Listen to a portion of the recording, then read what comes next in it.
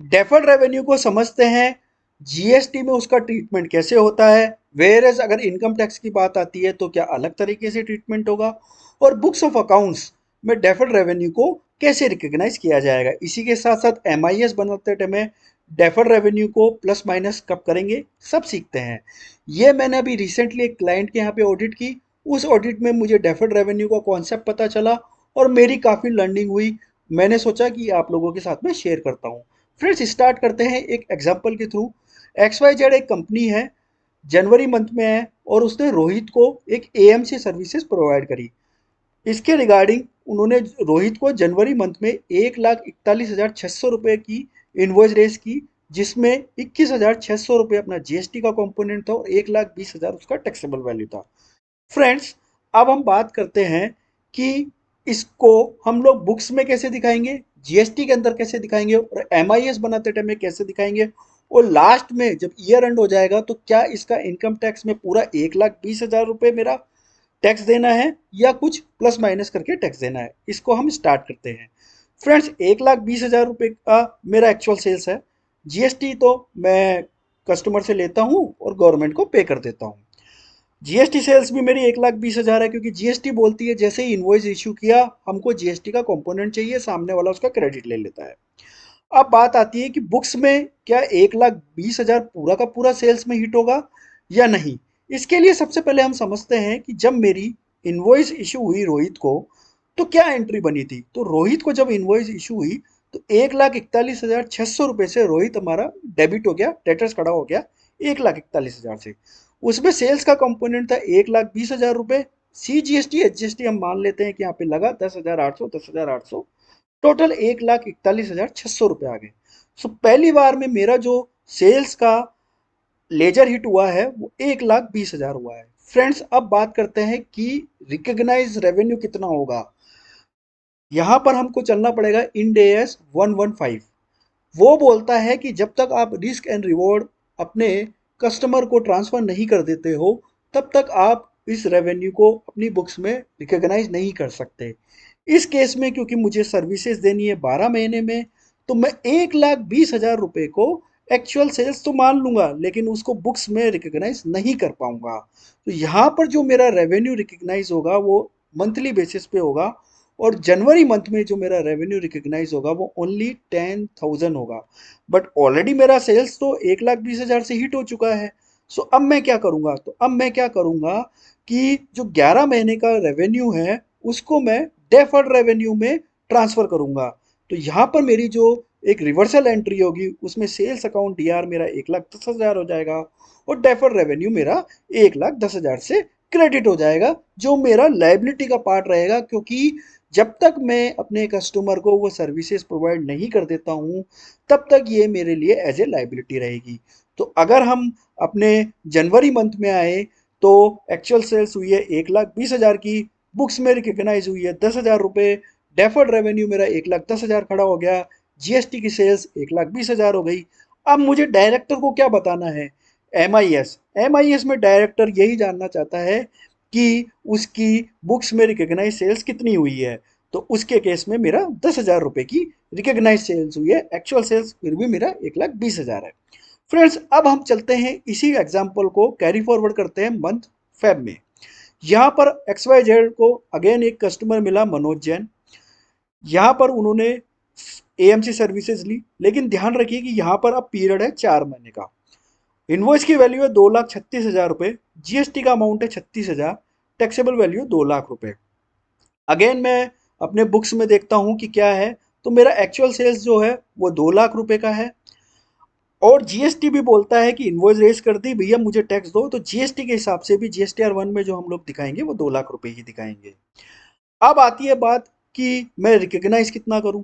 तो रिकग्निशन के लिए हमें पता है कि 4 महीने का है, तो मैं 2,00,000 को 4 महीने से डिवाइड कर दूंगा तो मेरा 50,000 रुपये का जो है अमाउंट आ जाएगा रिकग्नाइज करने का बुक्स ऑफ अकाउंट्स में, because of end S 115। Friends, लेकिन अब जो हमारी प्रीवियस मंथ वाली जो सेल्स थी जिसमें 11 महीने का डेफर्ड रेवेन्यू था, उसको भी तो मेरे को फेब मंथ में आके रिकग्नाइज करना है, क्योंकि अभी मैंने फेब मंथ में उसको अगेन सर्विस दे दिया तो मैं एलिजिबल हो गया कि वो वाली मंथ कि डेफर्ड रेवेन्यू को मैं रेवेन्यू में रिकग्नाइज करूँ। तो इस केस में जो लास्ट मंथ का डेफर्ड रेवेन्यू है वो 10,000 रुपये मेरा वापस से रिकग्नाइज होगा। और जो MIS है उसमें करंट ईयर की 50,000 और लास्ट मंथ की जो 10,000 रुपये की डेफर्ड रेवेन्यू आई है 60,000। फ्रेंड्स, ये अपने आप में एक बहुत बड़ी प्रोफाइल है। कंपनी इस MIS को बनाने के लिए बंदे हायर करती है। अगर आप इस कॉन्सेप्ट को समझ सकते हैं, समझ लेंगे, तो मुझे लगता है कि आपके स्ट्रॉन्ग अपॉर्चुनिटी मिलेगी आपको कॉर्पोरेट वर्ल्ड में काम करने की। फ्रेंड्स, वापस चलते हैं। इनवॉइस के टाइम पे मनोज जैन 2,36,000 से डेबिट हुआ, सेल्स 2 लाख, CGST HGST 18,000 यहाँ पर अगेन मैं जो करंट मंथ की सेल्स है उसको 1,50,000 डेबिट करके और डेफर्ड रेवेन्यू को 1,50,000 का क्रेडिट कर दूंगा। लेकिन अब जो मैंने लास्ट मंथ की डेफर्ड रेवेन्यू है उसको करंट मंथ में ट्रांसफर किया है, तो ये जो डेफर्ड रेवेन्यू मेरा लास्ट मंथ का क्रेडिट था उसको मैं डेबिट करूंगा और सेल्स को वापस से 10,000 में रिकग्नाइज कर लूंगा। फ्रेंड्स, ये तो मैं एक ट्रांजेक्शन बता रहा हूँ, एक सिंपल ट्रांजेक्शन। इसको समझने में ही थोड़ा सा डिफिकल्टी हो रही होगी। जब आप किसी बड़े कॉर्पोरेट में जाते हो तो वहाँ पर मंथ आपको 50,000, लाख, 2 लाख कस्टमर मिलते हैं और इस MIS को बनाने में अच्छे अच्छे लोगों को बड़ा प्रॉब्लम फेस करना पड़ता है। उसी एक्सपीरियंस को समझ के इसको ईजी वे में मैं आप लोगों तक पहुंचा रहा हूँ। फ्रेंड्स, अगर मैं बात करूँ अक्टूबर मंथ में डेफर्ड रेवेन्यू, सितंबर का मेरा 1,10,000 था। आज अक्टूबर में मैंने इस 1,10,000 से 10,000 को माइनस कर दिया, ट्रांसफर कर दिया, और अक्टूबर मंथ का जो मेरा डेफर्ड रेवेन्यू आया वो 1,50,000 है, तो मेरा बैलेंस बचा 2,50,000। फ्रेंड्स, यहाँ पर एक और चीज़ ध्यान देनी है। जो सितंबर मंथ में सेल्स हुई थी उसका टाइम पीरियड था 12 महीने, लेकिन जो अक्टूबर मंथ में सेल्स हुई है उसका पीरियड है 4 महीने। तो आप देखिए कि जब अब हम चलते हैं मार्च मंथ में तो कितना डिफिकल्टी आएगा। XYZ कंपनी है, मार्च मंथ में उसको एक अमित कस्टमर मिला, AMC सर्विस प्रोवाइड की, लेकिन इस बार की उसकी AMC सर्विस वन टाइम ही थी, मतलब मार्च मंथ में ही उसने इन्वॉइस इशू किया, सर्विस दी और पेमेंट ले लिया। इन्वॉइस की वैल्यू 59,000, GST अमाउंट 9,000। GST बोलता है जैसे इन्वॉइस दिया मुझे तो टैक्स से मतलब बताओ, GST की सेल्स 50,000 रुपये, एक्चुअल सेल्स 50,000 रुपये। इस केस में डेफर्ड रेवेन्यू जीरो, क्योंकि आगे कैरी फॉरवर्ड नहीं हो रहा है। बुक्स में रिकग्नाइज करूंगा 50,000 रुपये, एज पर इंडिया 115 बोलता है रिस्क एंड रिवॉर्ड दे दो, बुक्स में रेवेन्यू रिकग्नाइज करो, हमने दे दी, रिकग्नाइज की। लेकिन अब आ रही है जैन मंथ की डेफर्ड रेवेन्यू 10,000, इवनली 12 महीने, इसलिए 10,000। फेब मंथ में जो मैंने सर्विसेज दी थी मनोज जैन को 4 महीने की थी, तो इसलिए मैं 4 महीने से उसको 50,000 रुपये का वापस करूंगा, तो बुक्स में रिकग्नाइज होगी मार्च मंथ के अंदर 50,000 रुपये की जो करंट सेल्स की है, और जैन मंथ की डेफर्ड रेवेन्यू और फेब मंथ की डेफर्ड रेवेन्यू। MIS में भी सेम जाएगी, डायरेक्टर को बताना है इतना है। अब फ्रेंड्स, यहाँ पर बात आती है कि अगर हम इसको कंसोलिडेट व्यू देखें तो मेरी एक्चुअल सेल्स हुई है 1,20,000, 2 लाख, 5 लाख, 3,70,000 रुपये की मेरी एक्चुअल सेल्स हुई है 3 महीने के अंदर। डेफर्ड रेवेन्यू का जो बैलेंस है 1,90,000 है, क्योंकि मैंने 20,000 और 50,000 को ट्रांसफर कर दिया है सेल्स में।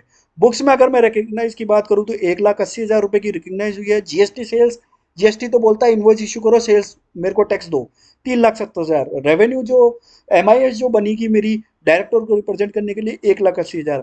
फ्रेंड्स, अब यहाँ पर बात आती है सबसे पहले मार्च 2023 में, मार्च 2024 की जब आप रिटर्न, इनकम टैक्स रिटर्न भरोगे तो उसमें जो टैक्स दोगे वो 3,70,000 रुपये दोगे, 1,80,000 रुपये दोगे। ये आपको बताना है कमेंट बॉक्स में। सेल्स मेरी जो है 1,80,000 बोल रही है बुक्स के अंदर, GST की सेल्स बोल रही है 3,70,000 रुपये।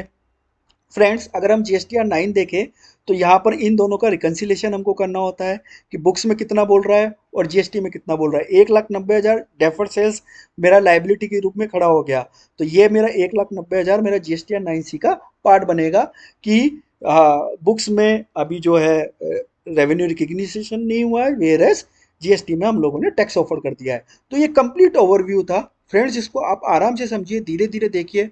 बिलीव मी, इसका काफ़ी अपॉर्चुनिटी है।